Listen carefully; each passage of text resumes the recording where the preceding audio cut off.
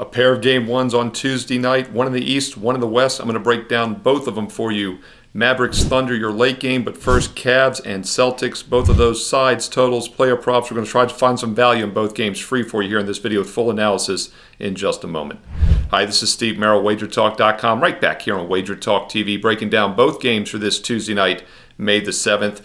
Game ones in both conferences as we finish off the second round game ones here. Denver and Minnesota have already played two before either one of these have started. That's just how the NBA does it. They don't mess around. One series ends, the other begins.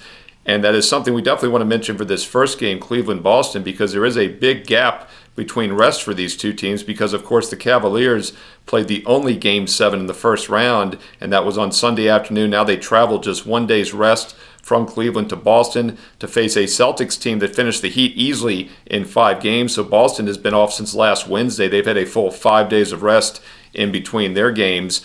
And my friend and colleague at WagerTalk.com, Ralph Michaels, had a great chart on his Twitter page yesterday. Follow him, by the way, at CalSportsLV. And Ralph pointed out over the past 20 years, when a road dog of 4 or more is playing a well-rested team, basically coming off a Game 7 against a team that won in 6 games or less, that road team is only 5-25 straight up and just 9-21 against the spread. That goes all the way back to 2003. So once again, the Cavs are in a difficult situation here with the limited rest and against a much better Celtics team. So very unlikely they're going to find a way to win this game. In fact, I went back and looked, in those 30 games in which we've had this situation, only once has a double-digit seed won outright. But one of those 5 wins was a 12-point dog winning outright years ago.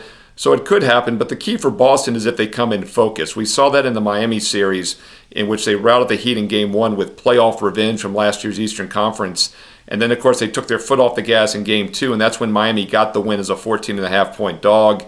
Boston then routed them by double digits in each of the next 3 games. I would expect them to come focused here in this one. Does look like a difficult spot for Cleveland. But we have to point out that Porzingis is out with the calf injury, and he is a key player for the Celtics, one of their leading scorers. A lot of uncertainty also if Jared Allen will be back after missing the last several games in the Orlando series. So we do have some injury concern for both teams. Porzingis definitely out. Allen is questionable. Let's dig into the regular season matchups here and look at each of the 3 meetings. First of all, Cleveland did win the final meeting back on March 5th, but Boston took the 2 meetings in mid-December. Celtics won the first one on December 12th, 120-113, but Cleveland actually covered as an 11-point dog, and Porzingis had 21 points, 10 rebounds in that game. Tatum and Jaylen Brown, 25 each. For the Cavs, Donovan Mitchell took 22 shots. Garland took 23 shot attempts. So Garland player props could be worth a look as he had 26 in that first game. He had only 12 points in Game 7 the other day. His point total is at 15.5, but he did have 21 and 23 the 2 games before that. He's been a bit up and down, but once again, Garland had a big game back in the first meeting in December. And then the teams played 2 days later. Boston won that one by 9 at home. Garland in that game had 19 points, 8 of 19 shooting. Mitchell had 31. So both Mitchell and Garland were huge in the 2 December meetings. Once again, Porzingis, 18.6 rebounds in that second meeting. Tatum and Brown, 27 and 22. So the 2 December meetings, it was pretty much Mitchell and Garland, Tatum and Brown and Porzingis. And without Porzingis now, I would look for Tatum and Brown probably to get even more points. So I would not be looking to play either one of them under. Tatum and Brown props over do make a lot of sense. All right, let's fast forward to the most recent meeting on March 5th, the one game in Cleveland this calendar year. Cavs did win that game 105-104. As is often the case, though, Boston blew a huge lead. In fact, the Celtics blew a 22-point lead in that game and lost. Cleveland never led by more than 4 points.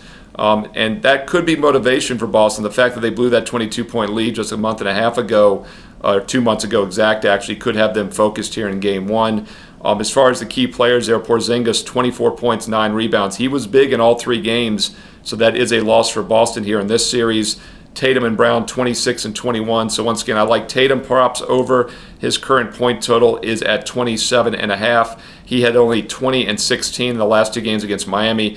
He is a guy that tendency to zigzag, so I look for him to have a nice bounce back here, especially being rested.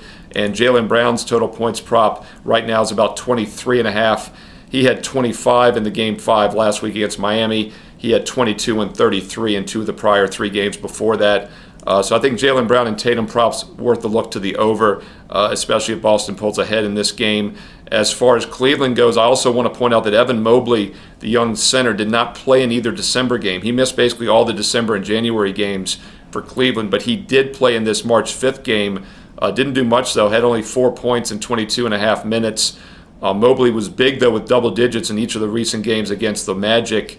But once again, he played limited in this game and did not play in the other two, so that's another X factor.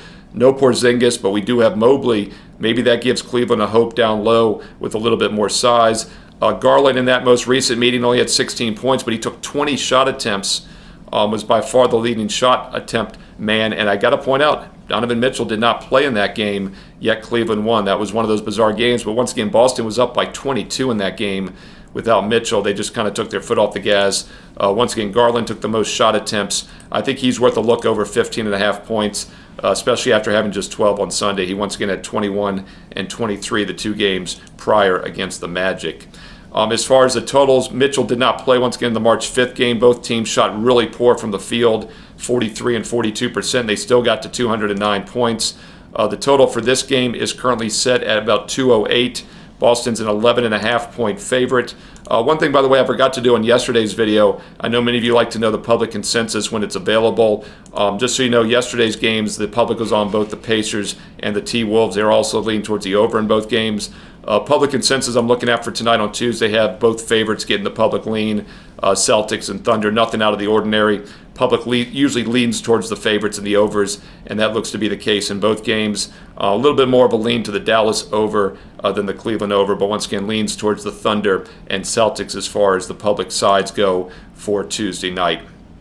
All right, that game goes tonight on TNT. It's your first game at 7 p.m. Eastern. All right, let's look over now at the Western Conference Finals. We'll get to that game in just a moment. Dallas and Oklahoma City. Quick reminder, if you want my official best bets each and every day, go to my page, Steve Merril, WagerTalk.com. And right now you can get a full $800 discount on a 1-year all access. And I point that out because that is the way you take a serious, consistent investment approach each and every day. Don't worry about the short-term random variance. Lock in, play for a full year, and you will win. We're up big over the past year. Number 1 all-time this year in the NBA, but also all-time at Wager Talk. And there's plenty of playoffs still to go. Get my Tuesday night playoff best bets, my baseball best bets each and every day.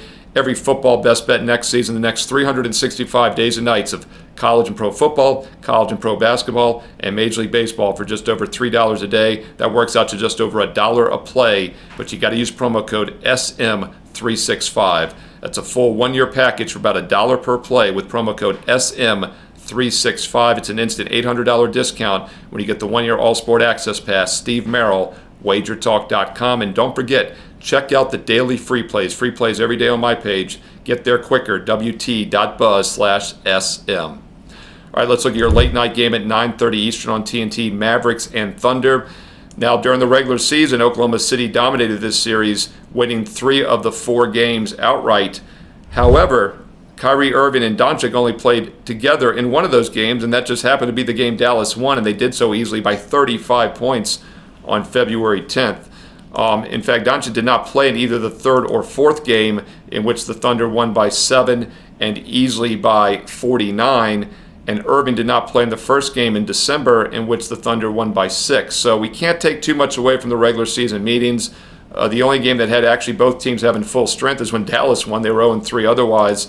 Let's dig into that game a little bit and see what happened there. Dallas had a 17-point lead after the first quarter, led by 41 points, never trailed. Obviously, I think that was an outlier performance, so we really don't want to read too much into it. And because of the blowout, the starters did not play full minutes. Holmgren only had 22 minutes. SGA only had 29. Williams had only 27.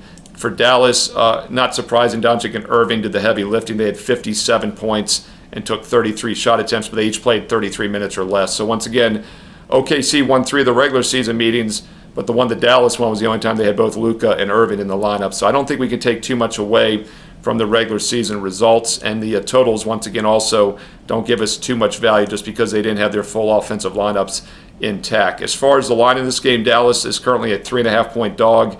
Total was opening around 214.5 a couple days ago. We have seen some sharp money on the over up to 218. As I mentioned, the public is on the over as well. So that's another reason we continue to see this line climb. And once again, the game of both teams had their full lineups. Second game of the season, second time they played this season, was that Dallas blowout win, 146-111 back on February 10th. That total, by the way, closed at 239 239. This total is only 218. We saw that with the easy best bet winner I had last night for my clients with the over in the Pacer-Knicks game. That total was about 20-some points lower than the regular season meetings, and it soared over. So it will be interesting to see if the same thing happens here in this Dallas-OKC series.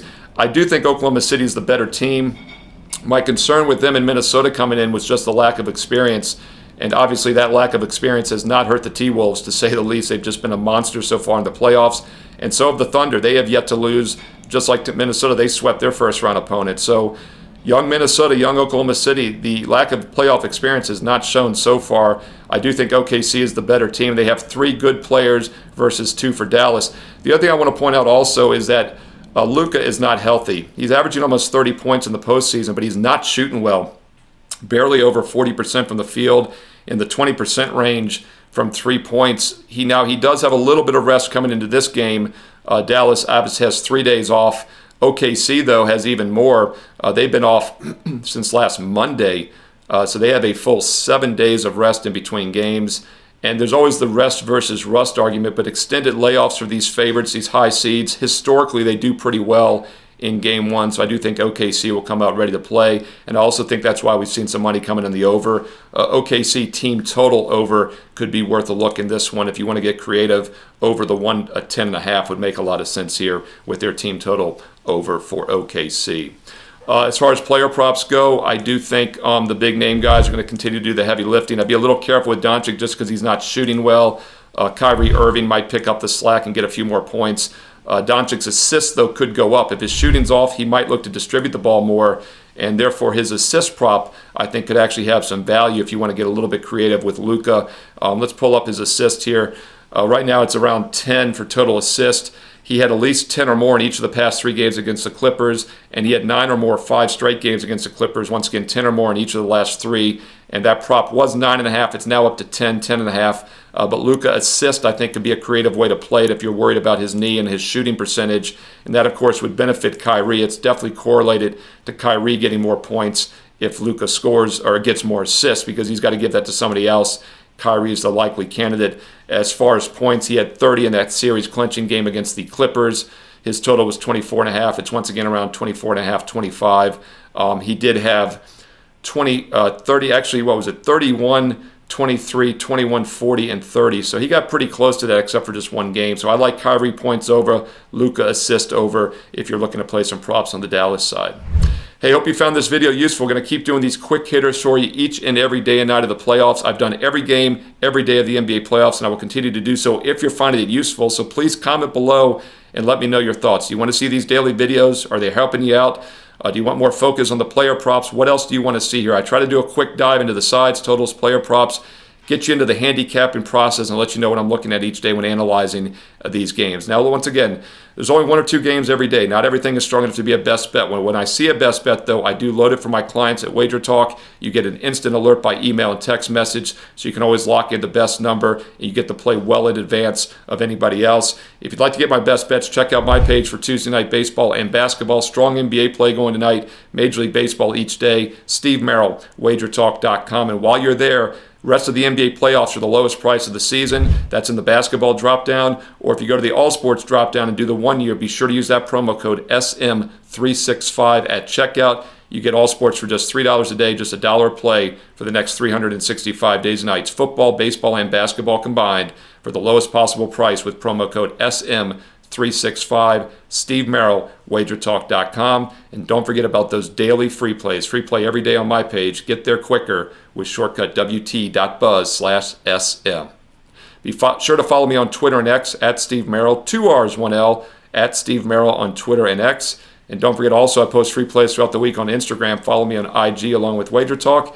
And once again, comment below. I read all the comments. I reply back. Let me know your thoughts on these games for Tuesday night. Sides, totals, player props. Include some analysis. I honestly believe we have the sharpest and smartest sports betting viewers right here on WagerTalk TV. Become part of the 151,000 subscribers by clicking subscribe.